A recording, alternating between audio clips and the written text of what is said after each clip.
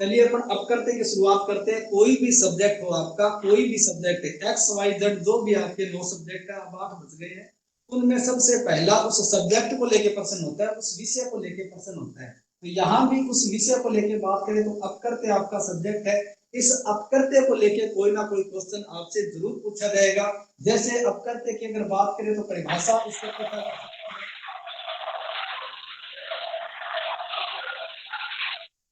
अपकर्त्य के क्या तत्व है वो आपसे पूछे जा सकते हैं। अपकर्त्य कैसे अपराध और संविदा से भिन्न है वो आपसे पूछा जा सकता है। तो अपराध और संविदा से किस प्रकार से अपकर्त्य भिन्न है ये भी आपसे एग्जाम में पूछा जा सकता है। कई बच्चे कहते हैं कि सर आपने 3-3 प्रश्न बता दिए एक ही क्वेश्चन के। जो पेपर का पैटर्न चल रहा है, जो एग्जाम का पैटर्न अभी चल रहा है, वो इस टाइप का है कि वो एक एक दो दो तीन तीन प्रश्नों को मिला के एग्जाम में प्रश्न पूछे जा रहे हैं। तो अपने को उसके अकॉर्डिंग ही तैयारी रखनी है। हम ये नहीं कह सकते कि एक प्रश्न है वो सीधा एक का एक ही आएगा, ऐसा नहीं है। एग्जाम में बच्चे को गुमराह करने के लिए मैंने 2 पेपर देख लिए, अब की बार के फर्स्ट ईयर का आ गया, सेकंड ईयर का पेपर हो गया। दोनों में मतलब ऐसे शब्दों का चयन इस प्रकार से किया जाता है कि बच्चे को उन शब्दों के बारे में जानकारी कम हो, यानी बच्चे को गुमराह करने की कोशिश वहां पर की जाती है। तो कई कई बार शब्द है वो अलग अलग ले आते हैं। आपको केवल इंग्लिश वाले शब्दों को देख के कोई शब्द अगर नया लगे, आपको करना क्या है, इंग्लिश में जो शब्द आएगा उसको देखना है। अब अपकर्त्य का कुछ भी नाम आ जाए, लेकिन अंग्रेजी में सिर्फ टोर्ट ही आएगा, अंग्रेजी में टोर्ट आएगा। तो टोर्ट अगर आपने देख लिया, चाहे यहाँ कोई भी नाम दे दे, कोई भी पर्यायवाची शब्द दे दे, आपको दिक्कत नहीं, आपको चिंता करने की आवश्यकता नहीं, आपको अपकर्त्य के बारे में लिखना है। तो पहली बात तो ये थी कि अपकर्त्य को अपने जो शब्द है उन शब्दों का इंग्लिश वर्जन देखना जरूरी है। आज के पेपर में भी ऐसा हुआ था। दंड के जो सिद्धांत है ना, दंड के सिद्धांत, वहां उसने ये पूछ लिया सजा, सजा के बारे में पूछ लिया। सजा क्या है, दंड तो है, पनिशमेंट ही तो है। बच्चे इस कारण से कि ये तो सजा के बारे में आ गया, अपने को आता ही नहीं, पर कईयों ने पनिशमेंट को देखा तो वो इस क्वेश्चन को करके आगे। सबसे इजी क्वेश्चन था, लेकिन इसका नाम चेंज करके दे दिया। ऐसे ही एग्जाम में कई बार आपके साथ किया जाएगा। ये अंबेडकर लॉ यूनिवर्सिटी के जो कुछ एग्जामिनर्स है वो ऐसा करते हैं, वो जानबूझ के नए शब्द देते हैं ताकि बच्चों को उसका नॉलेज नहीं हो, वो पेपर को गलत तरीके से अटेम्प्ट करे, ऐसा वो करने का प्रयास करते हैं। हालांकि आपको ऐसी दिक्कत नहीं आएगी, इंग्लिश वाला देखें आप। अब शुरू करते हैं अपन अपकर्त्य की बात को लेकर। अपकर्त्य विधि की प्रकृति और परिभाषा। सबसे पहले अगर हम अपकर्त्य की बात करें, टोर्ट की बात करें, टोर्ट जो शब्द है इसकी उत्पत्ति, इस टोर्ट की, इसकी इस टोर्ट शब्द की उत्पत्ति फ्रांसीसी या जो लैटिन वर्ड है, फ्रांसीसी या जो लैटिन शब्द है टार्टम, कौन सा, टार्टम, फ्रांसीसी या लैटिन शब्द टार्टम से इसकी उत्पत्ति मानी जाती है। टॉर्ट शब्द अंग्रेजी भाषा के, ये जो टॉर्ट शब्द है ये अंग्रेजी भाषा के, टॉर्ट शब्द अंग्रेजी भाषा के किससे, रोंग, रोंग, अंग्रेजी भाषा का जो रोंग शब्द है, रोंग अपकर्त्य अर्थात अनुचित शब्द। रोंग का अर्थ होता है अपकर्त, अनुचित, अनुचित कार्य। इसका क्या है, पर्यायवाची है, इसका क्या है, पर्यायवाची है। ठीक है, ये अपकर्त्य में या रोंग में वो दोषपूर्ण कार्य आते हैं जो अनुचित है, यानी वो दोषपूर्ण कार्य जो अनुचित है इस टोर्ट के अंतर्गत आते हैं। यानी ऐसे दोषपूर्ण कार्य जो क्या है, जो उचित नहीं है, क्या है, अनुचित है। तो ऐसे दोषपूर्ण कार्य जो अनुचित है वो इस टोर्ट या अपकर्त्य के अंतर्गत आते हैं। मैं आपको आगे बताऊंगा, आप एक बार देखते चले।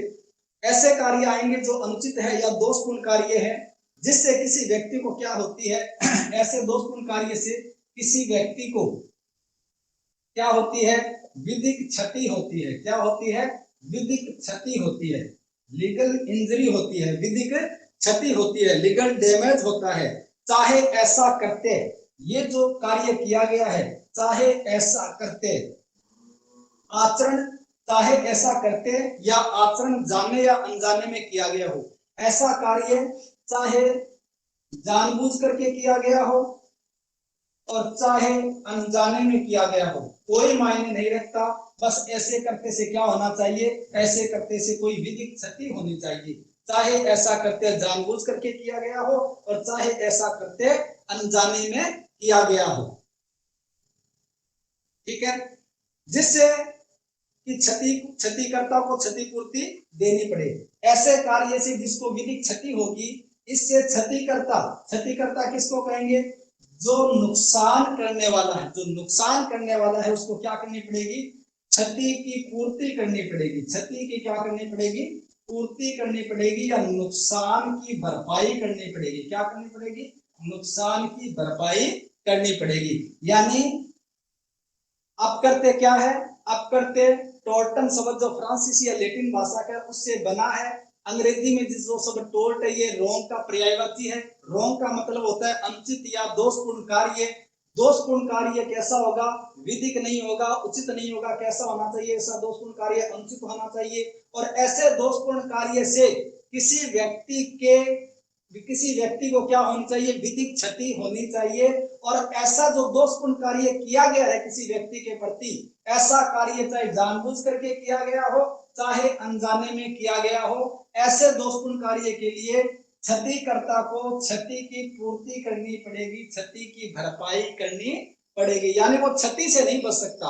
आपने कोई कार्य ऐसा किया जिससे किसी व्यक्ति का नुकसान हो गया, आपने चाहे वो जानबूझ करके किया हो चाहे वो आपसे अनजाने में हो, आपको क्या करना पड़ेगा, आपको उसकी क्षति जो नुकसान हुआ है उसकी भरपाई करनी पड़ेगी, उसकी पूर्ति करनी पड़ेगी। ठीक है, तो क्षति की पूर्ति इस अपकर्त्य में की जाती है, क्षति की पूर्ति यहाँ की जाएगी। अब देखिए जो जरूरी बात है वो आपको मैं पहले ही क्लियर कर देना चाहता हूं कि एक तो शब्द होता है अपकर्त्य जो यहाँ है, दूसरा शब्द होता है अपराध। अब बात आपकी प्रैक्टिकल है, अब बात आपको बेसिक बातों को समझने की है, लॉ की लैंग्वेज में नहीं, आप अपने तरीके से इसको समझे।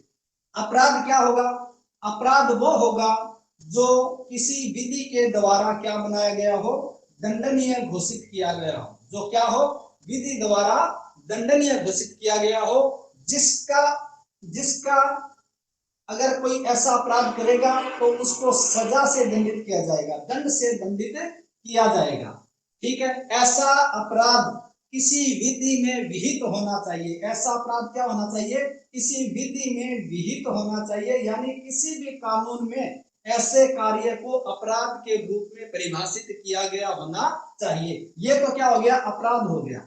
इसके लिए तो कोर्ट क्या करेगी, दंड देगी, कोर्ट क्या करेगी, सजा देगी। ऐसा अपराध किसी न किसी विधि में विहित होगा। जैसे लोग अपराध करते हैं, मर्डर करते हैं, हत्या करते हैं या चोरी करते हैं, लूट करते हैं, XYZ कोई भी अपराध करते हैं। ज्यादातर जो अपराध है वो सारे अपराध कहाँ बताए गए हैं, भारतीय दंड संहिता, इंडियन पिनल कोड। भारतीय दंड संहिता 1860 में क्या कर दिया गया है, अपराधों को डिफाइन कर दिया गया है। इसलिए ऐसे अपराध जो किसी विधि में विहित है, जिनको उल्लंघन करने पर दंड से दंडित किया जाता है, उनको तो क्या कहा जाता है, अपराध कहा जाता है। उनको तो क्या कहा जाता है, अपराध कहा जाता है। जबकि अपकर्त्य किसको कहेंगे, अपकर्त्य एक ऐसा कार्य है। एक बात मैं यहाँ फिर आपको बता देता हूँ कि अपराध में इंटेंशन का होना भी महत्वपूर्ण भूमिका, इंटेंशन की भी क्या महत्वपूर्ण भूमिका है। आशय, इंटेंशन का मतलब आशय। आप कोई कार्य कर रहे हैं, क्या उसको पीछे करने के पीछे आपका उद्देश्य क्या है, आपको ऐसा कार्य करने का आशय क्या है। अगर आपने दुराशय से कार्य किया है, बुरे इंटेंशन के साथ कार्य किया है, तो वो कार्य क्या माना जाएगा, अपराध माना जाएगा। लेकिन अपकर्त्य में क्या होता है, अपकर्त्य में विधि के द्वारा दंडित नहीं किया जाता। अपकर्त्य तो पहली बात ये कॉमन लॉ का शब्द है, किसका, कॉमन लॉ का शब्द है। ये हमारे यहाँ तो है ही नहीं, हमारे यहाँ इंडिया का ये कानून नहीं है, ये ब्रिटेन के कॉमन लॉ का कानून है। वहां कॉमन लॉ में अपकर्त्य को क्या किया गया है, अपकर्त्य को डिफाइन किया गया है, अपकर्त्य को स्वीकार किया गया है। हमारे यहाँ अपकर्त्य को स्वीकार नहीं किया गया है। अगर कहीं किया गया है, अगर कहीं किया गया है अपकर्त्य को, तो हमारे कानूनों में ही उसको स्वीकार किया गया, यानी हमने इसको विधि के रूप में स्वीकार किया है। अपकर्त्य को जैसे MV एक्ट है, मोटर व्हीकल एक्ट है, हमने वहां इसको स्वीकार किया है। इसमें कॉन्ट्रैक्ट में हमने इसको स्वीकार किया है, MV एक्ट में हमने इसको स्वीकार किया है। एमवी एक्ट में चलते हो ना, आप रोड पर चल रहे हो और रोड पर चलते चलते आपसे एक्सीडेंट हो जाता है, सामने वाले को नुकसान हो जाता है, तो क्या करते हैं आप उसकी क्षतिपूर्ति करते हो कि नहीं करते? करते हो ना। क्या कर दिया आपने? अपकृत्य कर दिया।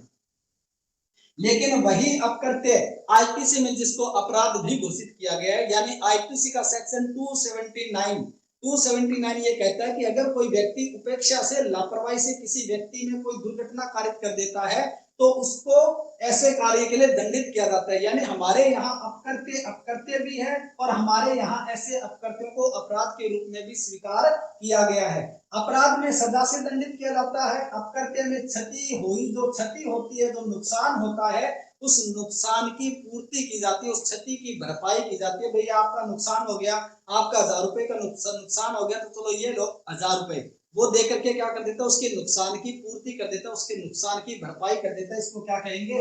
अपकृत्य कहेंगे, अपकृत्य कहेंगे। इसमें सजा का प्रावधान नहीं होता, अपराध में सजा से दंडित किया जाता है।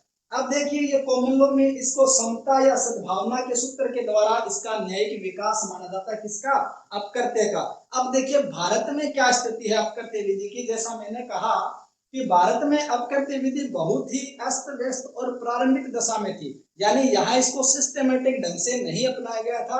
क्यों नहीं अपनाया गया? क्योंकि ये कॉमन लॉ का सब्जेक्ट था, कॉमन लॉ में ये परिभाषित किया गया था, हमारे यहाँ ये व्यवस्था नहीं थी। फिर भी जब अंग्रेजों का काल आया, अंग्रेजों का जब शासन हुआ भारत में, जब इंग्लैंड यहाँ आ गई, ब्रिटिश शासन स्थापित हो गया, तब उन्होंने कुछ प्रावधान जो इस कॉमन लॉ के टोट के थे, अपकृत्य के थे, उनको भारत के संदर्भ में क्या कर दिया? अप्लाई करना शुरू कर दिया। तो ऐसे कानून जो यहाँ पर भारतीयों के संदर्भ में उन्होंने इसको यहाँ अप्लाई किया, वो सारे अपकृत्य यहाँ पर लागू किए जाने लगे।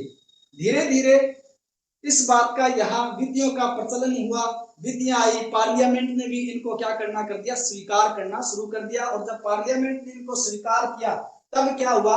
तब हमारे यहाँ कोडिफाइड लॉ है। कुछ वर्ड्स आएंगे आपको जो आपको अभी आप उनसे परिचित नहीं है, आपको हो सकता है कोई असुविधा हो, जैसे कोडिफाइड शब्द है। हमारे यहाँ कानून क्या है? संहिताबद्ध है। क्या है? संहिताबद्ध है, कोडिफाइड है। ये जो अपकृत्य है ये कोडिफाइड लॉ नहीं है, ये संहिताबद्ध कानून नहीं है। जबकि अन्य हमारे जैसे आईपीसी की बात करें तो कोडिफाइड लॉ है।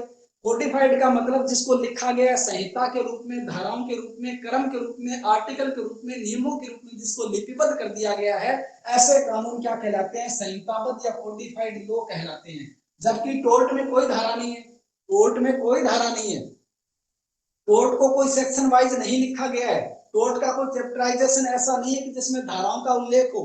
तो कहीं भी ऐसा नहीं होने के कारण टोर्ट क्या हुआ? अनकोडिफाइड हुआ। क्या हुआ? असंहिताबद्ध कानून होता है। तो ऐसा अपकृत्य को यहाँ भारतीय विधियों में स्वीकार तो किया गया है, लेकिन कैसे किया गया है? कोडिफाइड लॉ के थ्रू किया गया। यानी हमने आईपीसी में अपकृत्य को स्वीकार किया है तो उसको उपेक्षा, लापरवाही के रूप में उसको स्वीकार किया है, जिसको दंड से दंडित किया जाता है। हमारे यहाँ दंड भी मिलेगा और हमारे यहाँ क्षतिपूर्ति भी दिलाई जाएगी। यानी अपकृत्य के लिए दोनों ही कार्रवाई यहाँ की जाती है, जबकि कॉमन लॉ में केवल क्षति से इसकी पूर्ति की जाती है। इसकी डेफिनेशंस क्या है, परिभाषा क्या है? कुछ परिभाषाएं हैं अपकृत्य की जिनको मैं यहाँ आपको बताना चाहूंगा। आप चाहें तो उसको नोट कर सकते हैं, ये चीजें आपको हो सकता है सीरीज में क्या पता मिले या नहीं मिले, मैंने देखी नहीं है। अगर मिल जाती है तो अच्छी बात है, नहीं मिलती तो आप इनको यहाँ नोट भी कर सकते हैं। बस सिलेक्टेड सी चीजें वही नोट करनी है, बाकी तो सब चीजें आपको मिलेगी। अपकृत्य की परिभाषा क्या है, इसकी डेफिनेशंस क्या है, परिभाषा। अपकृत्य के बारे में ये जो शब्द है ये सारवान तथा संतोषजनक परिभाषा देना इसके लिए असंभव है। यानी हम इसको ये कहें कि इसकी कोई सार्वभौमिक परिभाषा दें तो ऐसी कोई इसकी सार्वभौमिक परिभाषा नहीं है। अलग अलग विधिवेताओं ने इसकी अपने अपने ढंग से क्या किया? अपकृत्य को परिभाषित किया है। तो सबसे पहले हम अपकृत्य की परिभाषा लेते हैं डॉक्टर विनफील्ड की। इसकी डॉक्टर विनफील्ड की।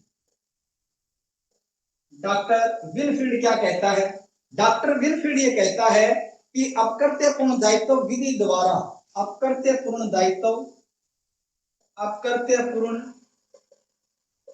दायित्व विधि द्वारा, अपकृत्यपूर्ण दायित्व विधि द्वारा मूलतः पूर्व निश्चित, मूलतः पूर्व निश्चित क्या है? पूर्व निश्चित कर्तव्य। पूर्व निश्चित कर्तव्य भंग से उत्पन्न होता है। किससे होता है? पूर्व निश्चित कर्तव्य भंग से उत्पन्न होता है। और ये जो कर्तव्य है, यह जो कर्तव्य है, यह कर्तव्य क्या होता है? यह कर्तव्य सामान्य व्यक्तियों के प्रति होता है। किसके प्रति होता है? सामान्य व्यक्तियों के प्रति होता है। आपको ये डेफिनेशन समझने में और समझने के बाद इसके बारे में आप सब कुछ जानने लग जाएंगे। और इसके उल्लंघन के लिए उपचार अनिर्धारित कुछ चीजें आएगी। अनिर्धारित नुकसानी के लिए वाद चलाकर, क्या करके? वाद चलाकर किया जाता है। वाद चलाकर किया जाता है। लंबी परिभाषा है थोड़ी, अभी आप समझ जाओगे। देखिए क्या कहा गया है।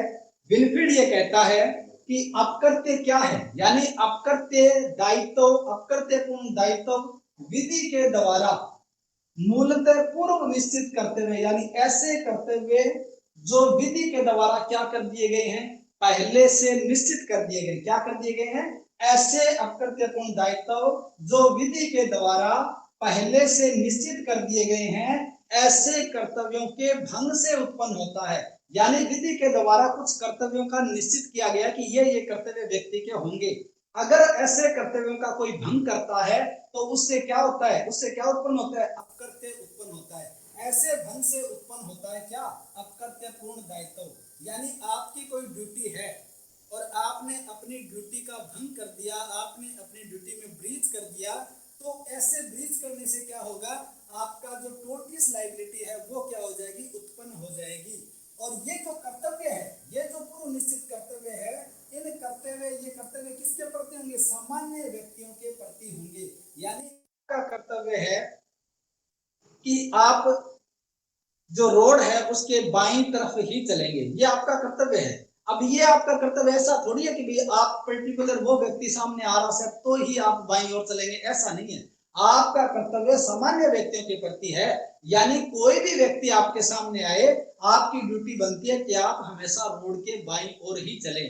अगर आपको रोड के बाईं ओर चलना है, आपकी ड्यूटी है, और आपने क्या कर दिया? इस कर्तव्य का भंग कर दिया, यानी आप बाईं साइड न चल करके आप दाईं साइड चलने लग गए। और जब दाईं साइड से चल रहे हो तब सामने से कोई व्हीकल आ रहा है, कोई लोग आ रहा है और आप उसमें टकरा जाते हो, और आपके टकराने से उस व्यक्ति को कोई नुकसान हो जाता है, तो ऐसा नुकसान, ऐसा उल्लंघन के लिए आपको क्या देना पड़ेगा?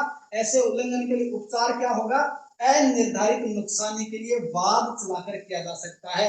यानी जो सामने वाला व्यक्ति था वो अनिर्धारित नुकसानी किसको कहेंगे?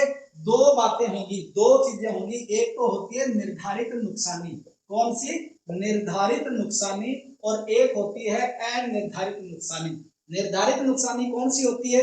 ये वो नुकसानी होती है जिसमें यह कहा जाता है कि अगर हमारे कर्तव्यों में से कोई भी भंग करेगा, जैसे कॉन्ट्रैक्ट में होता है, जैसे संविदा में होता है, वहां ये कहा जाता है कि अगर कोई अपने कर्तव्य का भंग करेगा तो उसे 10,000, 20,000 या 50,000 या 500 या 1000 जो भी पक्षकार तय करते हैं वो नुकसानी देनी पड़ेगी। तो वहां तो कौन सी होगी? निर्धारित नुकसानी होगी। यानी पहले से क्या कर लिया गया? पक्षकारों ने निर्धारित कर लिया कि इसे इतनी नुकसानी देनी पड़ेगी। क्या करनी पड़ेगी? इतनी नुकसानी देनी पड़ेगी। अनिर्धारित नुकसानी कौन सी होती है? अनिर्धारित नुकसानी का मतलब ये है कि ऐसी नुकसानी पहले से निर्धारित नहीं, ऐसी नुकसानी जो पहले से निर्धारित नहीं की गई है। यानी न्यायालय में जब वाद चलाया जाएगा क्षतिपूर्ति के लिए। Hello sir. हेलो, आवाज आ रही है सर मेरी? हाँ हाँ आ रही है सर आपकी आवाज शायद आ नहीं रही, मेरे पास कॉल आया है वहां से। इनको बाकी को कंफर्म करना, वॉल्यूम आ रही है क्या? आ रही है सर, आ रही है सर। वॉल्यूम क्लियर आ रही है? कभी आ रही है सर, कभी नहीं आ रही, बीच बीच में। जिनकी नहीं आ रही उनका नेटवर्क इशू है सर। सर आवाज तो आ रही है, लेकिन सर कुछ एक वर्ड नहीं इंग्लिश सर, वगैरह के भी नेटवर्क यूज इशू नहीं करते है। हैं सर, थोड़ा इंग्लिश में भी बता दीजिए, हमारा इंग्लिश में पेपर है।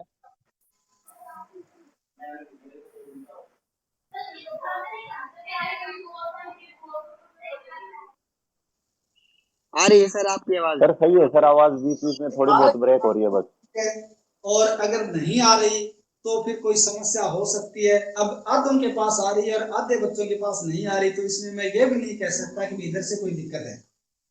तो चलो ऐसा मैं उनसे निर्धारित नुकसान, निर्धारित का उनसे मतलब ऐसे नुकसानी जो पक्षकारों ने पहले से तय कर ली है, यानी पक्षकारों के बीच में ये संविवाद हो जाता है कि अगर उनके बीच में कोई कर्तव्य का भंग करेगा तो इतने रुपए दूसरे को नुकसानी के तौर पर देगा, यानी पहले से निर्धारित है, उसको तो बोलेंगे निर्धारित नुकसानी। यहाँ कौन से नुकसानी के लिए बात चला जाएगा? अनिर्धारित नुकसानी के लिए, यानी ऐसी नुकसानी जिसको पहले से निर्धारित नहीं किया गया। न्यायालय से मांग की जाएगी कि इसने मेरी गाड़ी का नुकसान कर दिया, इसने मेरे साथ एक्सीडेंट कर दिया, जिसमें मुझे मेरा पैर टूट गया, मेरे फ्रैक्चर हो गई और मैंने अस्पताल में इतना खर्चा लगा दिया, मेरे को क्षतिपूर्ति दिलाई जाए। वहां कोर्ट से ये मांग नहीं की जाएगी कि मेरे को 2 लाख 5 लाख 10 लाख रुपए दिलाई जाए। वहां सारा जो भी मैटर है वो न्यायालय के समक्ष रख दिया जाएगा और न्यायालय से ये कहा जाएगा कि आप मुझे क्षतिपूर्ति दिलाई। न्यायालय क्या करेगा? सब चीजों का अवलोकन करने के बाद, तमाम साक्ष्यों को देखने के बाद, जितना न्यायालय को ये लगता है कि इतनी नुकसानी दिलाई जानी चाहिए, न्यायालय उतनी नुकसानी दिला देगा। तो अनिर्धारित का मतलब जो पहले से निर्धारित नहीं है, ऐसी नुकसानी के लिए यहाँ पर बात चला करके क्या किया जाता है, कैसे अपकर्तव्यपूर्ण दायित्व क्या उपचार प्रदान किया जाता है या उपचार प्राप्त किया जा सकता है। ठीक है, तो डॉक्टर विनफ्रीड ये कहता है कि अपकर्तव्यपूर्ण दायित्व क्या है? जो विधि के द्वारा पहले से कोई कर्तव्य निश्चित किए गए हैं, उनका भंग करने पर यह अपकर्तव्यपूर्ण दायित्व उत्पन्न होता है। ऐसा अपकर्तव्यपूर्ण दायित्व वो सामान्य व्यक्तियों के प्रति होता है, यानी पर्टिकुलर व्यक्तियों के प्रति। ये नहीं कि मेरा राम के प्रति है या शाम के प्रति कर्तव्य, वो तो दुनिया के तमाम लोगों के प्रति मेरा कर्तव्य, जिसको बोलेंगे सामान्य व्यक्तियों के प्रति कर्तव्य होना। अगर ऐसा कर्तव्य का कोई उल्लंघन करता है तो उसके लिए क्या अनिर्धारित नुकसानी का बात चला करके उपचार प्राप्त किया जा सकता है, यानी जिसकी नुकसानी होगी वो नुकसानी का बात चलाएगा और प्राप्त करेगा उपचार न्यायालय के द्वारा। ठीक है, अब दूसरी परिभाषा देखिए फेजर के अनुसार। दूसरी परिभाषा क्या कहता है? फेजर। फेजर क्या कहता है? फेजर ये कहता है, फेजर के अनुसार, फेजर ये परिभाषा देते हुए कहता है कि अपकर्तव्य किसी व्यक्ति के लोकबंदी अधिकार का, अपकर्तव्य किसी व्यक्ति के लोकबंदी अधिकार, लोकबंदी अधिकार। मैं आपको एक एक चीज बताऊंगा आगे। लोकबंदी अधिकार का क्या है? सामान्य रूप से उल्लंघन है। लोकबंदी अधिकार का सामान्य रूप से उल्लंघन है। लोकबंदी अधिकार का सामान्य रूप से उल्लंघन है। भाई ऐसा कोई अधिकार अपकर्तव्य में क्या होगा? अपकर्तव्य किसी व्यक्ति के लोकबंदी अधिकार का सामान्य रूप से उल्लंघन है, जिसमें पीड़ित पक्षकार को, जिसमें पीड़ित पक्षकार को क्या दी जाती है? पीड़ित पक्षकार को क्षतिपूर्ति का, क्षतिपूर्ति का वाद लाने का, क्षतिपूर्ति का वाद लाने का अधिकार उपलब्ध होता है।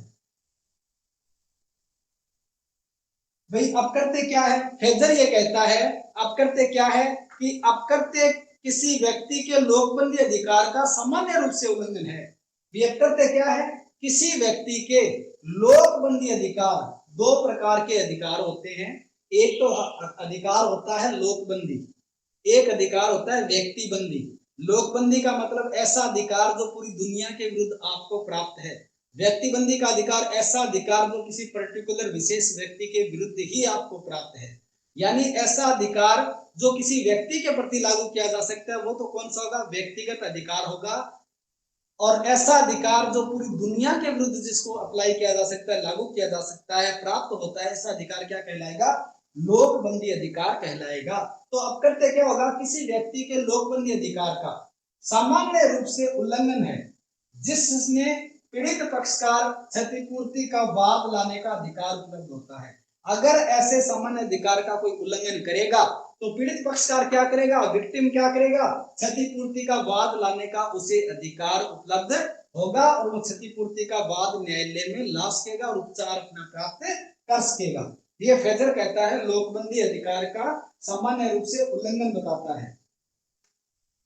रतनलाल और धीरजलाल, रतनलाल धीरजलाल भारतीय विधि के विद्वान हुए हैं। इन्होंने क्या कहा है अपकर्त्य के बारे में, ये भारतीय संदर्भ में बात करते हैं। रतनलाल धीरजलाल के अनुसार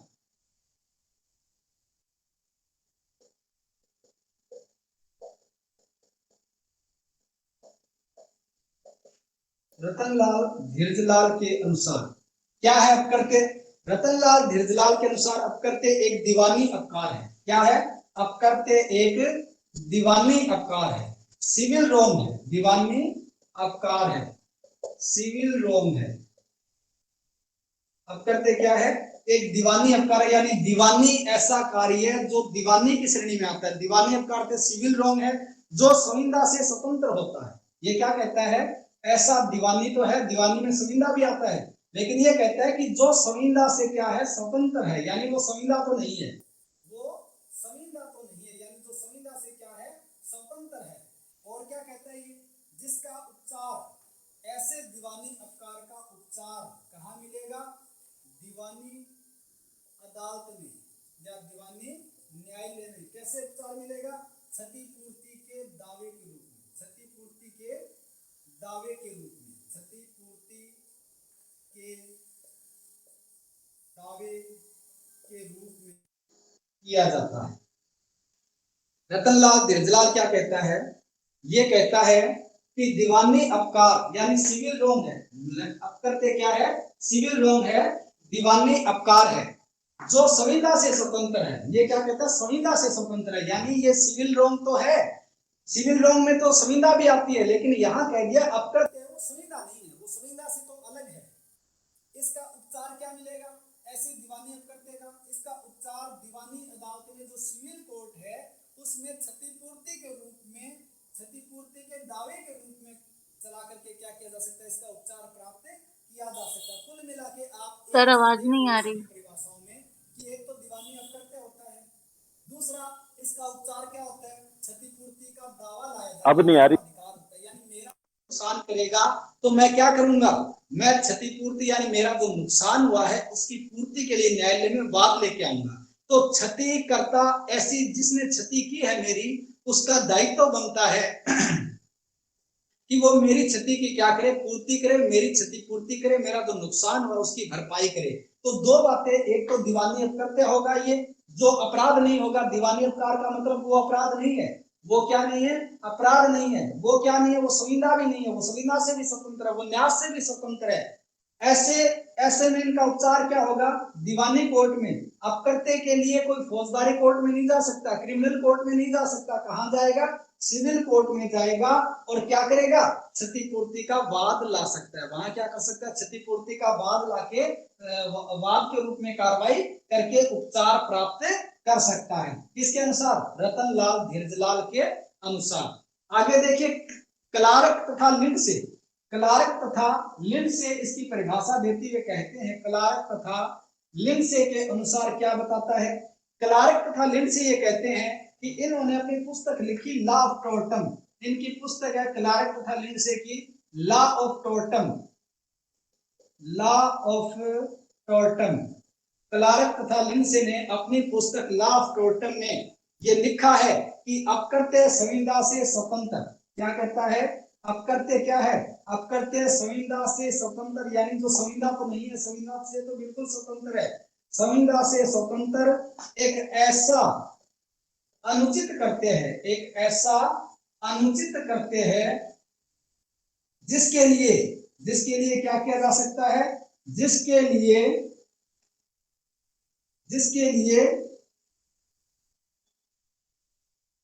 उचित उपचार, जिसके लिए उचित उपचार कौन सी विधि के अनुसार? सामान्य विधि के अनुसार। कौन सी विधि के अनुसार? सामान्य विधि के अनुसार वाद संस्थित कर, वाद संस्थित यानी दायर संस्थित का मतलब दायर संस्थित करके क्या किया जाता है? वाद संस्थित करना है। क्या कहता है? क्लार्क तथा लिंडसे ये कहते हैं, अपकर्त्य की परिभाषा देते हुए अपकर्त्य की, इन्होंने अपनी पुस्तक में लिखा है जिस पुस्तक का नाम था लॉ ऑफ टोर्टम। ये कहते हैं अपकर्त्य क्या है? अपकर्त्य संविदा से स्वतंत्र एक ऐसा कृत्य है। अपकर्त्य संविदा से स्वतंत्र एक ऐसा अनुचित कार्य है जिसके लिए उचित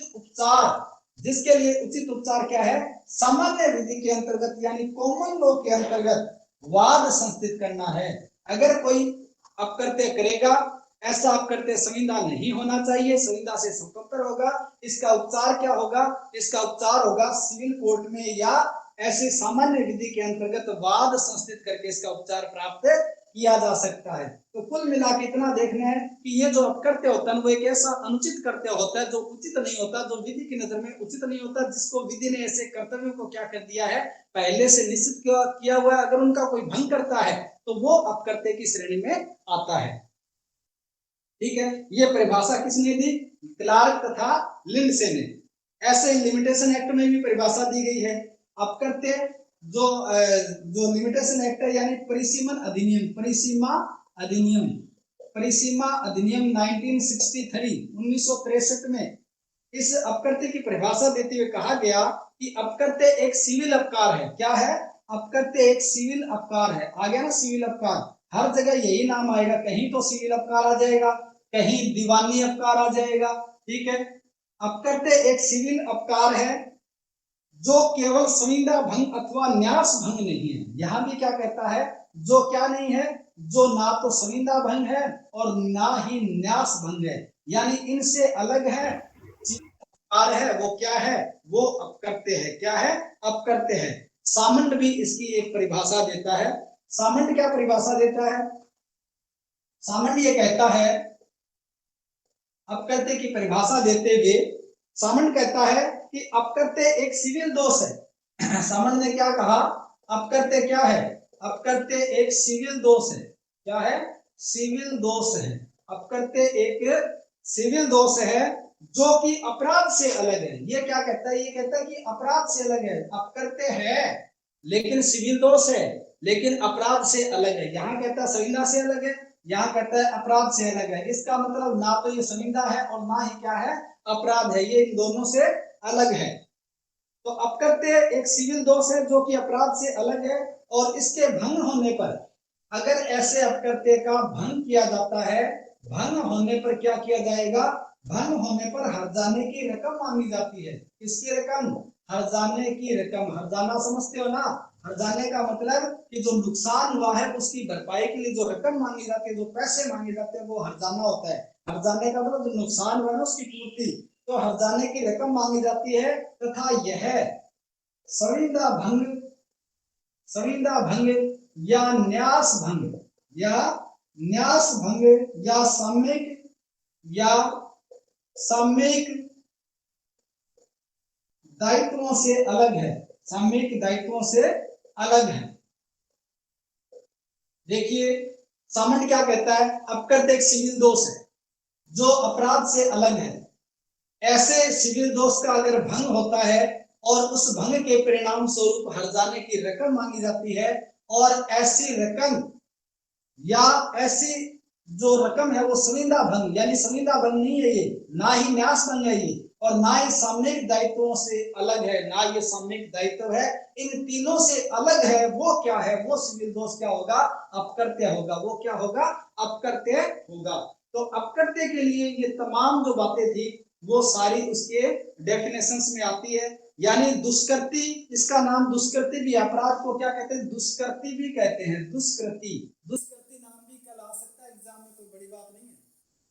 यानी अपकृत्य एक दुष्कृति जो दीवानी अपकारों का एक विशेष रूप है जो क्षति को जन्म देता है। यानी अपकृत्य से, इस दुष्कृति से किसका जन्म होता है, क्षति का जन्म होता है। यानी जो नुकसान हुआ है, जो नुकसान है वो सामने आता है, किसका कितना नुकसान हुआ है। क्षति का सर वॉइस नहीं आ रही है, जिसके लिए अनिश्चित हर्जाना प्राप्त करने के लिए कार्रवाई करने का औपचारिक अधिकार है वो प्राप्त हो जाता है। यानी ऐसा जो क्षति है, ऐसी क्षति के लिए कार्रवाई करने के लिए हर्जाना, जो अनिश्चित हर्जाना है, उस अनिश्चित क्षति की पूर्ति के लिए कार्रवाई करने का आधार उत्पन्न होता है। ऐसे सिविल रोग को क्या कहता है, सामंत अपकृत्य कहता है। तो ये कुछ डेफिनेशन थी रतनलाल धीरजलाल की, क्लार्क तथा लिंडसे की, और इसके बाद सामंत की। तो इन्होंने कुल मिला के ये कहा अपकृत्य या तो सिविल दोष है, या सिविल अपकार है, या एक ऐसा करते हैं जो अनुचित है। ये 3-4 वर्ड्स हैं वो आपको ध्यान में रखने हैं। सबसे ही क्या होगा, सबसे ही क्षति होगी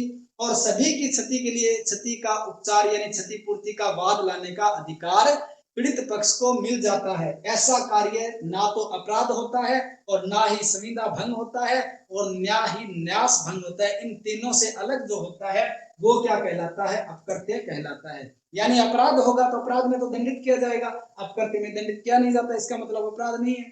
संविदा होगा तो संविदा भंग के लिए पक्षकारों में जो करार हो जाता है, पक्षकारों का जो कॉन्ट्रैक्ट हो जाता है उसके अनुसार ही उसका पालन किया जाता है, जबकि ये कॉमन लॉ का सूत्र है उसके अनुसार नहीं है। तीसरा, ऐसी कार्रवाई कहाँ की जाएगी, सिविल कोर्ट में की जाएगी, दीवानी न्यायालय में की जाएगी। अगर अपराध होता तो कहाँ जाता मामला, क्रिमिनल कोर्ट में जाता, जबकि इसका मामला कहाँ आता है, सिविल कोर्ट में आ रहा है। ये ना तो संविदा है, ना ही न्यास है और ना ही अपराध है, इन तीनों से अलग है। ऐसा सिविल दोष, ऐसा सिविल अपकार, ऐसा अनुचित कृत्य क्या कहलाएगा, अपकृत्य कहलाएगा। और ऐसा दायित्व जिस पर अधिरोपित होता है उसका दायित्व तो बनता है कि वो पीड़ित की क्या करे, क्षतिपूर्ति करे। अगर वो नहीं करता तो उसके लिए न्यायालय में वाद लाया जा सकता है और पीड़ित पक्ष क्या कर सकता है, क्षतिपूर्ति का वाद लाकर कार्रवाई प्रारंभ करके अपना उपचार प्राप्त कर सकता है। तो ये क्या है, अपकृत्य है। न्यास क्या होता है सर? क्या, एक बार रिपीट करना। न्यास न्यास न्यास होता है ट्रस्ट, ट्रस्ट होता है, ट्रस्ट ट्रस्ट आपने देखा होगा, आप देखते हो कि ये धर्मार्थ के लिए, ये धार्मिक सेवा के लिए या किसी उद्देश्य के लिए ट्रस्ट का निर्माण किया जाता है। तो ये ट्रस्ट भी नहीं है, यानी वैश्वासिक संबंध। आपके आगे जब आप 3rd ईयर में आओगे पूरी बुक लगेगी आपके, ट्रस्ट इक्विटी एंड रिलेशंस, वो आपके एक बुक लगेगी, पूरा ट्रस्ट आपको पढ़ना है वहां पे। पर अभी इतना देख लो कि इन तीनों से अलग है। ट्रस्ट का मतलब जिसको कोई चीज सौंप दी जाती है कि फला चीज उस उद्देश्य के लिए आपको काम में लेनी है, तो उस वो भी नहीं है। सर कुछ एक शब्द सर इंग्लिश में भी यूज कर दो सर। क्या, कुछ इंग्लिश में भी वर्ड्स यूज कर लो सर ताकि हमें पता लग जाए इन चीजों को। कोई बात नहीं, अब आगे देखना आप। अपकृत्य के आवश्यक तत्व यानी एसेंशियल एलिमेंट्स ऑफ टॉर्ट, अपकृत्य के आवश्यक तत्व क्या है। ये क्वेश्चन इसलिए करवाया जा रहा है कि ये एग्जाम में आएगा आपके, इसलिए इसको तो ध्यान से देख ही लेना, आप पढ़ लेना आपके पास जो भी मैटर है। बस इस क्लास का उद्देश्य ये है कि कुछ वर्ड्स ऐसे होते हैं जो आपको वैसे समझ में नहीं आएंगे और अब आपको वो समझ में आने लग जाएंगे। तो अपकृत्य के आवश्यक तत्व क्या है, इसेंशियल एलिमेंट्स क्या है, आवश्यक तत्व इसके अपकृत्य के, यानी अपकृत्य के लिए कौन कौन सी चीजें जरूरी है। परिभाषा में हमने देखा, वही परिभाषाओं में से निकल के क्या आएंगे, इसके आवश्यक तत्व आएंगे। तो आवश्यक तत्व क्या होगा, पहला आवश्यक तत्व टोर्ट एक दीवानी अपकृत्य है। क्या है, टोर्ट एक दीवानी अपकृत्य है। मैं यहां लिख देता हूं आवश्यक अपकृत्य। पहला, दोषपूर्ण कार्य का किया जाना, यानी अपकृत्य के लिए क्या जरूरी है, अपकृत्य के लिए जरूरी है कि कोई ऐसा दोषपूर्ण या कोई अनुचित कार्य किया गया होना चाहिए या ऐसा कोई सिविल अपकार होना चाहिए। यानी ये जो दोषपूर्ण है इसमें सारे वर्ड आ जाते हैं, दोषपूर्ण कार्य भी आ जाएगा, अनुचित कार्य भी आ जाएगा, ऐसा सिविल अपकार भी आ जाएगा, ऐसा सिविल रॉन्ग भी इसमें आ जाएगा। तो ऐसा कार्य किया जाना चाहिए, यानी ऐसा कार्य जो दोषपूर्ण है उसका किया जाना अपकृत्य के लिए आवश्यक है, पहली बात। दूसरी बात, ऐसे दोषपूर्ण कार्य से क्या होनी चाहिए, विधिक क्षति होनी चाहिए। क्या होनी चाहिए, विधिक क्षति होनी चाहिए, लीगल डैमेज होना चाहिए। क्या होना चाहिए, विधिक क्षति होनी चाहिए। भाई ऐसा दोषपूर्ण कार्य कर दिया लेकिन ऐसे दोषपूर्ण कार्य से विधिक क्षति नहीं हुई तो वो अपकृत्य नहीं माना जाएगा। कैसी क्षति, विधिक क्षति होनी चाहिए, यानी कानून जिसको नुकसान मानता है ऐसी क्षति होनी चाहिए। तो ऐसे अपकृत्य से, दोषपूर्ण कार्य से क्या होना चाहिए, विधिक क्षति होनी चाहिए। तीसरा, जैसे इसमें एक एसबी वर्सेस वाइट का मामला आता है, एसबी वर्सेस वाइट का, एसपी वर्सेस वाइट का एक मामला आता है जो वोट के अधिकार का मामला इसको कहते हैं। विधिक क्षति, विधिक अधिकारों का उल्लंघन करने से कोई अगर विधिक अधिकार का उल्लंघन करेगा या अतिक्रमण करेगा तभी तो विधिक क्षति होगी। अगर आपका विधिक अधिकार नहीं है, उसका कोई उल्लंघन कर देता, उसका अतिक्रमण कर देता, तो आपको कोई विधिक क्षति नहीं होती। अब देखिए, एक व्यक्ति था एसबी, इसका वोट बना हुआ था। क्या बना हुआ था? वोट बना हुआ था। और ये वोट डालने के लिए जो पोलिंग बूथ था वहां जाता है वोट डालने के लिए। वोट जब डालता है, मत जब अपना देता है, इसको वोट डालने का अधिकार था। क्या था? इसको वोट डालने का अधिकार था।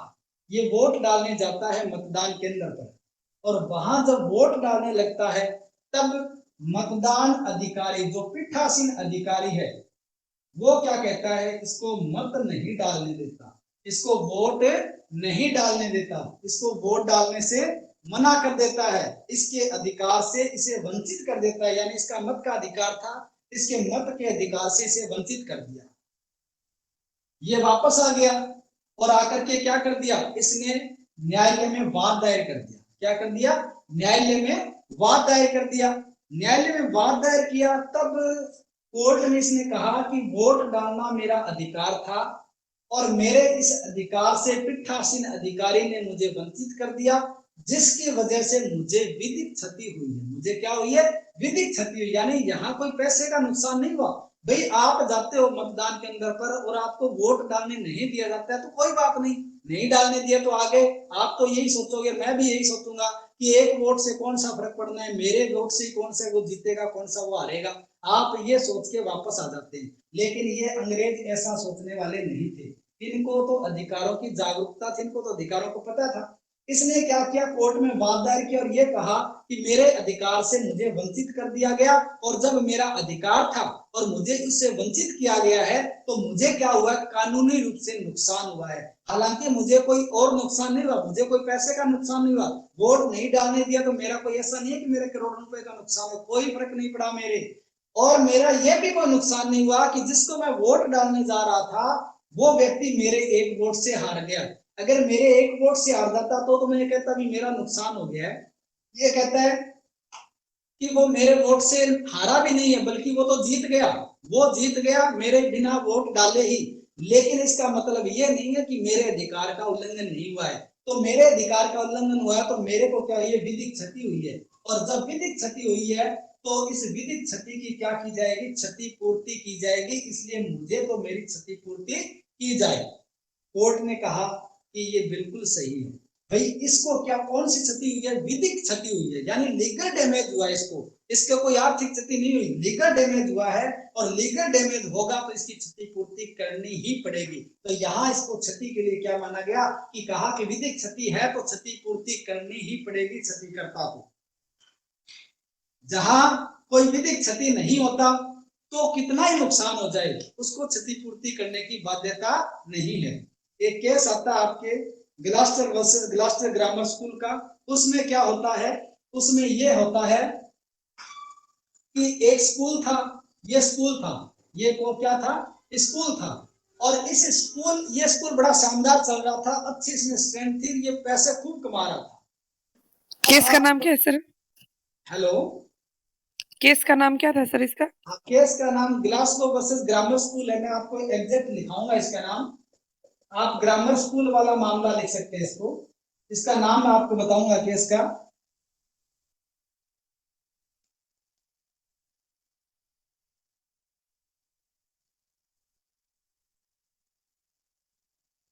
आगे कहीं इसका नाम आएगा ना, अभी मेरे माइंड में आ लेना। ग्लास्टर वर्सेस ग्लासगो ग्रामर स्कूल, ऐसे कोई नाम इसका, आप एग्जांपल समझ लें। ग्रामर स्कूल वाला मामला लिख देना, कोई दिक्कत नहीं है। ये स्कूल बहुत बढ़िया चल रहा था। इसके पड़ोस में क्या हो गया? एक दूसरा स्कूल खोल दिया गया। क्या कर दिया गया? एक पड़ोसी ने दूसरा स्कूल खोल दिया और इससे ज्यादा फैसिलिटी इधर देने लगा। बच्चे इसके टूट टूट के यहाँ आने लगे। जो पैसे थे फीस के वो भी इससे ये कम लेने लगा। यानी इनके दोनों के बीच में कंपटीशन हो गया। ये तो नया नया था, खोने को कुछ नहीं था, जितने आ रहे उतना ही बेनिफिट था। इसके बच्चे टूट गए, इसको आर्थिक नुकसान हुआ। इसके लिए इसने इसके विरुद्ध वाद दायर किया, कहा कि मुझे नुकसान हुआ इसलिए मुझे क्षतिपूर्ति दी जाए। कोर्ट ने कहा कि आपको जो क्षति हुई है वो विधिक क्षति नहीं है, आपकी क्षति विधिक क्षति नहीं है, इसलिए आपको नुकसान की पूर्ति नहीं की जा सकती। यहाँ जो क्षति है वो विधिक क्षति नहीं है, यानी बिना हानि के क्षति है, बिना विधिक अधिकारों के उल्लंघन के क्षति है। यहाँ आपके किसी विधिक अधिकार का उल्लंघन नहीं हुआ। जब विधिक अधिकार का उल्लंघन नहीं हुआ तो ऐसे उल्लंघन के बिना अगर कोई नुकसान हो रहा है तो उसके लिए क्षतिकर्ता क्षतिपूर्ति करने के लिए दायी नहीं है। अगर विधिक अधिकारों का उल्लंघन हो रहा है तो उससे भले 1 रुपए की क्षति ना हो, लेकिन आपकी विधिक क्षति होती है। अगर आपके विधिक अधिकारों के अतिक्रमण के बिना, विधिक अधिकारों के उल्लंघन के बिना आपका नुकसान हो रहा है, भले ही करोड़ों हो जाए, तो भी आपको क्षतिपूर्ति नहीं मिलेगी। यानी विधिक अधिकार का उल्लंघन होने से क्षति हुई है तो क्षतिपूर्ति मिलेगी। विधिक अधिकारों का उल्लंघन नहीं है, फिर क्षति हो रही है, कितना ही नुकसान हो जाए, क्षतिपूर्ति प्राप्त करने के अधिकारी नहीं है। तो ये कहा गया इस केस में कि विधिक क्षति होनी चाहिए, यानी अपकृत्य के लिए जरूरी है कि विधिक क्षति होनी चाहिए। तीसरा जो आवश्यक तत्व है वो क्या है इसका?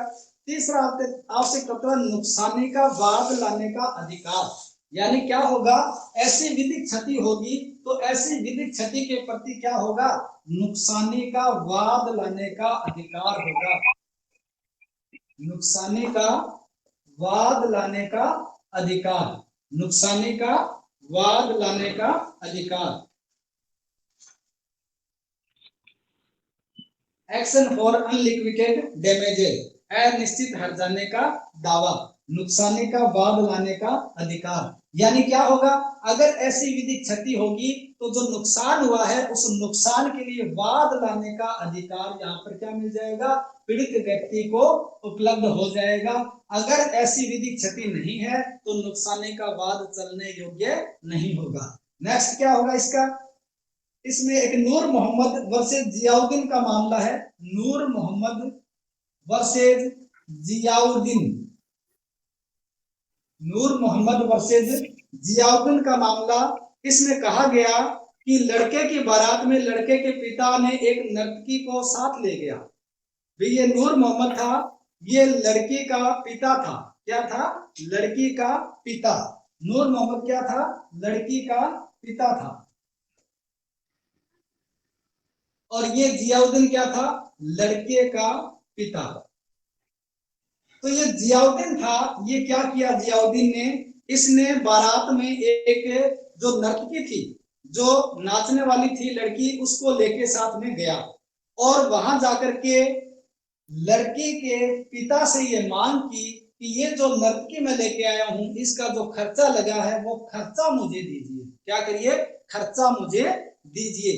लड़की के पिता ने ऐसा खर्चा देने से मना कर दिया, कहा कि मैं खर्चा क्यों दूं, नर्तकी आप लेके आए हो, आप दो इसका खर्चा। इसने कहा नहीं, हम लड़के वाले हैं और इसका खर्चा आपको देना पड़ेगा। और नूर मोहम्मद ने क्या किया, ऐसा खर्चा देने से मना कर दिया और इस बारात को बिना दुल्हन के वापस लौटा दिया कि जाओ, आपको हम शादी नहीं करेंगे। जियाउद्दीन अपने घर वापस आ गया बिना दुल्हन लिए ही। समाज में इसकी प्रतिष्ठा गिरी, समाज में इसकी ख्याति को नुकसान हुआ। बिना बारात के दुल्हन आ गई। लड़के के पिता ने लड़के के पिता के विरुद्ध विवाह के खर्चों और प्रतिष्ठा की हानि आदि के लिए नुकसानी का वाद दायर किया। इधर जब लड़की घर रह गई तो इसकी भी समाज में प्रतिष्ठा में कमी आई, इसका भी शादी में इतना खर्चा लग गया, वो खराब हो गया और साथ में लड़की भी बिन ब्याही रह गई। ऐसे में इसने क्या किया, जियाउद्दीन के विरुद्ध खर्चे का वाद दायर किया कि मेरा इतना खर्चा लग गया और मेरी प्रतिष्ठा की हानि हो गई, मेरे विवाह में खर्चा लगा, इसलिए मेरा नुकसानी का वाद दायर किया। मध्य प्रदेश हाईकोर्ट ने कहा कि वादी के वाद की पुष्टि करते हुए कहा कि नर्तकी के खर्चे की मांग करना, धमकी देना, इसने मांग की थी ना कि खर्चा दो और साथ में धमकी दी कि अगर खर्चा नहीं दिया तो लड़के को ले जाएंगे, आपकी बेटी को बिना ब्याहे बिना दुल्हन लिए। यहां मांग की, धमकी दी, खर्चा नहीं मिलने पर दुल्हन को छोड़ करके वहां से जाना क्या माना गया, अपकृत्यपूर्ण कार्य माना गया। यानी इस प्रकार से जब ये जाता है तो ऐसा करते क्या माना गया, अपकृत्यपूर्ण कार्य माना गया।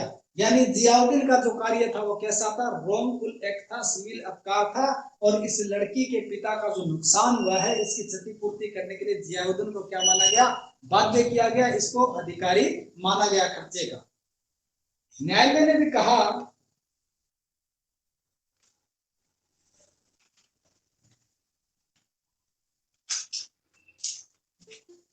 इसके अलावा ऐसा कर्तव्य जन सामान्य के प्रति होना चाहिए। ऐसे जो कर्तव्य होंगे वो पहली बात पूर्व निर्धारित होना चाहिए, ऐसे कर्तव्य पूर्व निर्धारित होने चाहिए, यानी पहले से निश्चित होने चाहिए।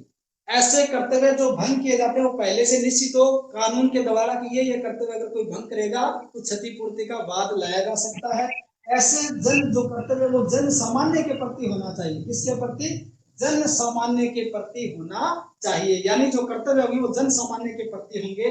और ऐसा जो दावा लाया जाएगा, वाद जो लाया जाएगा वो अनिश्चित हर्जाने का लाया जाएगा। किसके लिए, अनिश्चित हर्जाने का वाद, यानी अपकर्त्य में जो दावा लाया जाएगा वो अनिश्चित हर्जाने का लाया जाएगा, निर्धारित हर्जाने का, निर्धारित क्षतिपूर्ति का नहीं लाया जाएगा।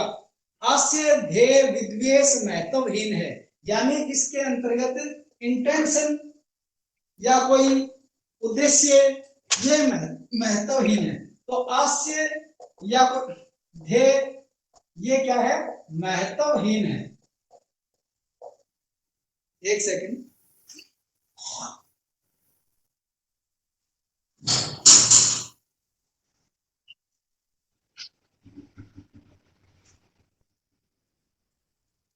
आशय उद्देश्य क्या होना चाहिए, महत्वहीन है। यहाँ इंटेंशन का कोई महत्व नहीं है। जैसे मैंने पहले कहा था कि कार्य जानबूझकर किया गया हो या अनजाने में किया गया हो, तो यहाँ इंटेंशन का, आशय का, ऑब्जेक्ट का कोई महत्व नहीं है, भले ही कैसे ही किया गया हो। क्षति अगर विधिक हुई है तो क्षतिपूर्ति देनी ही पड़ेगी।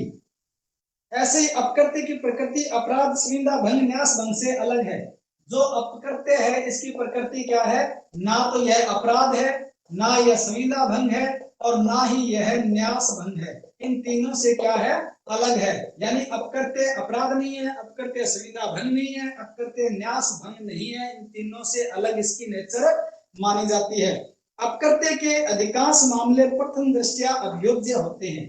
8वां टॉपिक है, अपकृत्य के ज्यादातर मामले हैं वो प्राइमा फेसी क्या होते हैं, एक्शनेबल होते हैं। अपकृत्य के प्राइमा फेसी प्रथम दृष्टया ऐसे मामले क्या होंगे, अभियोज्य होंगे, एक्शनेबल होंगे। यानी अपकृत्य के अगर कोई मामला दायर किया जाएगा तो कोर्ट उसको प्राइमा फेसी क्या करेगा, एक्सेप्ट करेगा और कहेगा कि अगर आपके विधिक अधिकारों का उल्लंघन हुआ है तो निश्चित रूप से उसको क्षतिपूर्ति दिलाई जाएगी। तो अपकृत्य के आवश्यक तत्वों में ऐसा कार्य दोषपूर्ण होना चाहिए, ऐसे दोषपूर्ण कार्य से कोई विधिक क्षति होनी चाहिए, ऐसे विधिक क्षति के लिए नुकसानी का वाद लाया जा सकता है, ऐसे नुकसानी का अनिश्चित हर्जाने का वाद लाया जाएगा, ऐसा जो दोषपूर्ण कार्य था वो पहले से निर्धारित होना चाहिए, और ऐसा जो दोषपूर्ण कार्य किया गया है उसमें आशय, ध्येय या विद्वेष महत्वहीन है, यानी इनका कोई रोल नहीं होता। ऐसा अपकृत्य ना तो अपराध है, ना ही संविदा भंग है और ना ही न्यास भंग है, इन तीनों से अलग है। और अपकृत्य का जो वाद होता है वो प्राइमा फेसी क्या होता है, वाद चलने योग्य होता है, अभियोज्य होता है। तो ये अपकृत्य के 8 आवश्यक तत्व हैं। ठीक है, यहाँ पे कोई दिक्कत नहीं। इंटेंशन, हेतु, मोटिव, इनका कोई अपकृत्य में जरूरी नहीं है कि ऐसा होना चाहिए, जबकि अपराध के लिए इंटेंशन जरूरी है, अपराध के लिए मोटिव जरूरी है। किस इंटेंशन से कार्य किया गया है वो वहां जरूरी है किसी भी अपराध को साबित करने के लिए, जबकि अपकृत्य में इंटेंशन का कोई रोल नहीं है। जानबूझकर किया है, विधिक क्षति हुई है तो देना पड़ेगा, अनजाने में कर दिया, विधिक क्षति हुई है तो भी क्षतिपूर्ति देनी पड़ेगी। तो यहाँ इंटेंशन का, आशय का कोई रोल नहीं है। टोट तथा संविदा भंग में भेद, भाई ये कहें कि अपकृत्य क्या है और संविदा भंग क्या है, अपकृत्य और संविदा भंग में भेद क्या है, इन दोनों में अंतर क्या है, अपकृत्य और संविदा भंग में अंतर क्या है। तो अपकृत्य के लिए देखिए, अपकृत्य और संविदा भंग में कुछ भेद है। अपकृत्य में हम एक ऐसे कर्तव्य का भंग करते हैं जिनको किसी देश की न्याय प्रणाली ने प्रत्यक्ष या परोक्ष रूप से क्या किया, निर्धारित किया। यानी अपकृत्य में तो पहले से निर्धारित कर्तव्य होते हैं, जबकि संविदा भंग में ऐसे कोई पहले से निर्धारित कर्तव्य नहीं होते, उसमें केवल वही कर्तव्य होते हैं जो पक्षकारों ने उस समय जब संविदा की थी तब उनको तय किया था, निर्धारित किया था, और उनका अगर कोई भंग करेगा तो संविदा भंग में क्षतिपूर्ति का वाद लाया जाएगा। अपकर्तव्य में ऐसे कर्तव्यों का भंग जिनके द्वारा करना विधि व कर्तव्य का ऐसे कर्तव्य जन सामान्य के प्रति होना चाहिए। अपकर्तव्य जो होगा उसका भंग किया जाएगा तो ऐसा जो अपकर्तव्य वो क्या होना चाहिए, कर्तव्य क्या होना चाहिए, विधिक कर्तव्य होना चाहिए। अगर विधिक कर्तव्य है उसका भंग किया गया है तो वो अपकर्तव्य है, अन्यथा अपकर्तव्य नहीं है। और ऐसा जो विधिक कर्तव्य था वो किसके प्रति होना चाहिए, जन सामान्य के प्रति होना चाहिए। जबकि संविदा में क्या होगा, संविदा भंग में ऐसे कर्तव्य हम होते हैं जिनका हमें निश्चित व्यक्तियों के प्रति करना आवश्यक है। यानी संविदा भंग में तो निश्चित व्यक्ति है, ए और बी के बीच में संविदा हुई है तो ए और बी के बीच में ही उनको लागू किया जाएगा। जन सामान्य के प्रति ऐसे कर्तव्यों का भंग लागू नहीं किया जा सकता। जबकि अपकर्तव्य में तो पूरे जन सामान्य के प्रति उसके कर्तव्यों का भंग माना जाता है।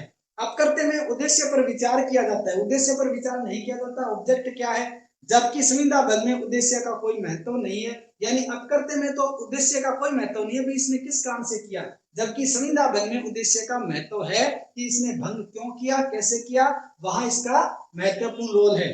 अपकर्तव्य में आवश्यक नहीं कि कभी कभी निरोधात्मक उद्देश्य के लिए दी जाती है, अन्य व्यक्ति भविष्य में ऐसा कार्य नहीं करे। यानी अपकर्तव्य में कभी कभी ऐसा भी किया जाता है कि ऐसा कार्य नहीं करे, यानी निषेधात्मक या निरोधात्मक श्रेणी का भी हो सकता है। जबकि संविदा भंग में संविदा शर्तों के उल्लंघन पर जो धनराशि विपक्षी को देनी पड़ती है वह उसकी हानि की पूर्ति के लिए दी जाती है। यहाँ संविदा भंग हुआ है तो जो क्षति दी जाती है, जो क्षति की पूर्ति की जाती है, वो पक्षकार की जो नुकसान हुआ उसकी पूर्ति के लिए धनराशि दी जाती है। जबकि यहाँ कभी कभी ऐसा भी दिया जाता है निरोधात्मक, जिसको कहते हैं कि ऐसा नहीं करेगा, इसके लिए क्षतिपूर्ति दी जाती है।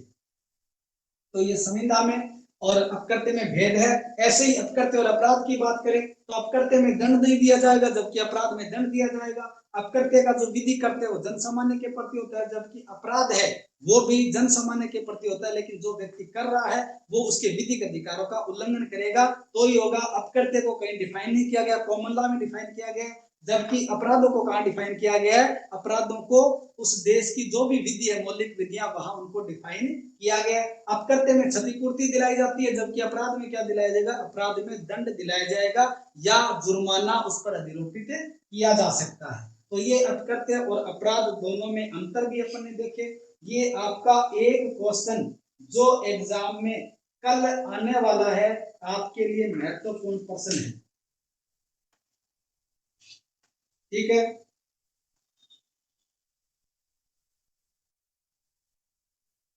इसमें कोई दिक्कत है, कोई चीज ऐसी जो समझ में नहीं आई हो?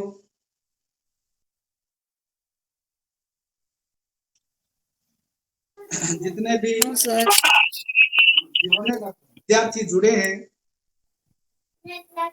उनमें से कुछ विद्यार्थी ऐसे हैं जो पहली बार आए हैं और कुछ ऐसे हैं जो पहले से हैं। जो पहली बार आए हैं उनको मैं बताना चाहता हूं कि ये जो क्लास है वो कल सुबह भी लगेगी, एक क्लास कल सुबह भी लगेगी और उसमें आपके 2 क्वेश्चन और करवाए जाएंगे। ये इंपॉर्टेंट क्वेश्चन था इसलिए आपको करवाया गया। कल एक प्रतिनिधिक दायित्व का जो सिद्धांत है उसको आप पढ़ भी ले और मैं करवाऊंगा भी उसको। प्रतिनिधिक दायित्व वाइकेरियस लायबिलिटी का जो सिद्धांत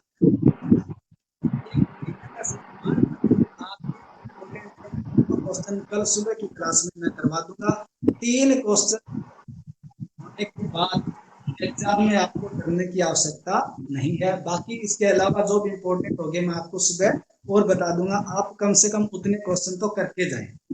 दूसरी बात सर, एक बार दोबारा रिपीट करना, कौन कौन से क्वेश्चन बताएं सर? अभी रिपीट करना जी, आवाज क्लियर नहीं आई। तो क्वेश्चन होगा मानहानि का, डिफेमेशन। Okay sir.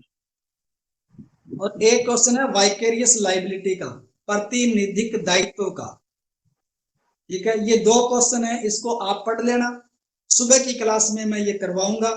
जो भी ज्वाइन करे वो ज्वाइन कर सकता है, लेकिन एक सिस्टम के तहत ज्वाइन करने के लिए जैसा मैंने मैसेज में भी लिखा हुआ था कि थोड़ा सा एक नॉमिनल सा मैंने किसका चार्ज भी कह सकते हो आप, एक सहयोग भी आप ये कह सकते हो कि भाई आपको एक सिर्फ सेवा देने के लिए ये सहयोग आपको थोड़ा सा बदले में करना है। वो प्रतिफल भी कह सकते हैं आप, सामान्य सा कह सकते हैं, जिसकी इच्छा हो, जो जिसको ये लगता है कि ये क्लास अपने लिए उपयोगी है वो कर सकता है। जिसको ये लगता है अपने क्लास उपयोगी नहीं है उसको करने की आवश्यकता नहीं है।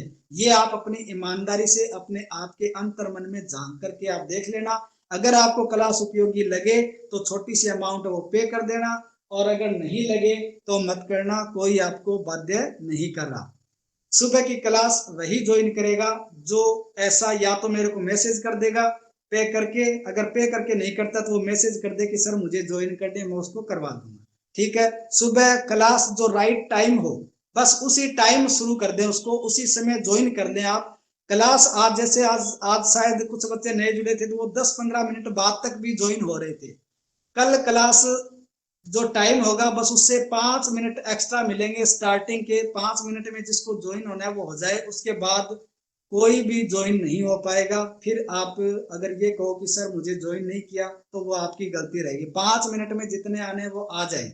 अपने को कोई संख्या से मतलब नहीं है, अपना कोई संख्या उद्देश्य नहीं है कि मेरे यहाँ 50 हो, मेरे यहाँ 20 हो, मेरे यहाँ 200। मेरे पास तो अगर 5 भी स्टूडेंट आते हैं तब भी उनको वही मैटर पढ़ाया जाता है, 50 भी आएंगे तब भी उनको वही पढ़ाया जाएगा। संख्या महत्वपूर्ण नहीं है, बस इतना है कि 5 पढ़े वो 5 कामयाब हो जाए, 10 पढ़े वो 10 कामयाब हो जाए। मेरा उद्देश्य सिर्फ इतना ही। तो आप भी बराबर कोऑपरेट करें। तो मैं चाहता हूं कि सहयोग की अपेक्षा आप अवश्य करेंगे। जिसके पास नहीं है, आर्थिक रूप से कमजोर है, गरीब है, निःशुल्क है, उसके लिए फ्री ऑफ कॉस्ट है। कोई है आपका हेलो सर, लेना, कोई चार्ज नहीं है उसके लिए। सर सर क्लास की टाइम सुबह कितने बजे होगा? मैं ग्रुप में आ जाएगा, लगभग आप ये मान के चले 7 बजे आपकी क्लास लगेगी। ठीक है सर, जो प्रतिनिधित्व वाला है उसको इंग्लिश में क्या बोलेंगे? क्या चीज है? क्वेश्चन जो प्रतिनिधित्व वाला जो क्वेश्चन बताया आपने उसको इंग्लिश में क्या बोलेंगे? Vicarious liability, VICARIOUS, vicarious liability, प्रतिनिधित्व दायित्व। ठीक है, चलो सर ये हेलो सर।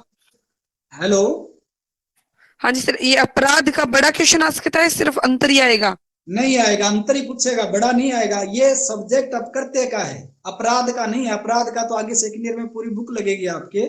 यहाँ केवल अपकृत्य के बारे में पूछेगा, केवल इतना ही पूछेगा कि अपराध से कैसे अलग है, बस ये बताना, अंतर बताना, और कुछ नहीं करना। 6-7 जो अंतर है वो बता देने हैं। जिसको जिस माध्यम से आज मिला है ना लिंक, वो उसी माध्यम से अपना लिंक फिर से ले लें, या जो आज जिसने लिंक ज्वाइन किया वही लिंक रहेगा सुबह की क्लास के लिए। कोई अलग से लिंक नहीं आएगा। 7 बजे का टाइम होगा, आप लिंक पर समय से पहले आके 1 मिनट पहले आके ज्वाइन कर ले, और 7:05 तक लिंक को कंप्लीट कर दें ज्वाइन करके।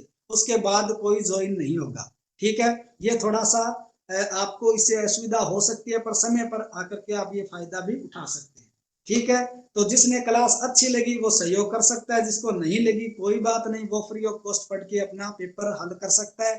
जिस दिन उसको लगे ठीक है वो उस दिन कर देगा। ओके, शुभ रात्रि।